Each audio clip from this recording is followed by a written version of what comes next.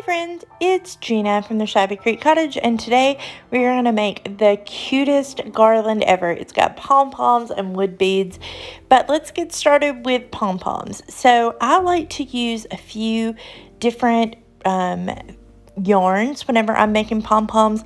I picked up these fun different tops with different textures, even a little sparkly, at the craft store. And to make my pom-poms, I just take a piece of cardboard. I usually cut a piece of a box. I cut a slit in each end. Then I run a piece of thread through those slits before wrapping my strands of yarn around it. Then I just tie it off, cut the back, and then trim it up so that it makes the cutest pom-pom. I am kind of obsessed with pom-poms. I'm using them on everything these days, from wreaths.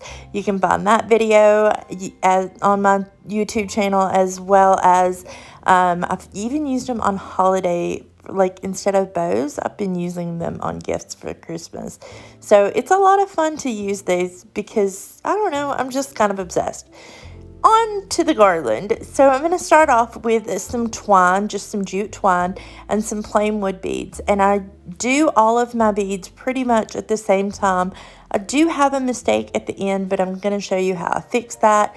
And then I just put on I alternate small beads and large beads. You can do whatever variety you want and whatever kind of beads you like. I just really like these plain wood beads. I'm kind of doing all the sets that I need, and I do 6 beads that are small, alternated with 5 large beads, and I do these in, I need, I think, 6 sets to do this entire garland. Once I have those all done, I tie off one end and I add a little bit of hot glue just to hold that bead in place, because I want to make sure that it's not going to move around. And then I glue off the other set. I just add a little glue to the bead. I don't tie a knot or anything, but that glue will hold it in place.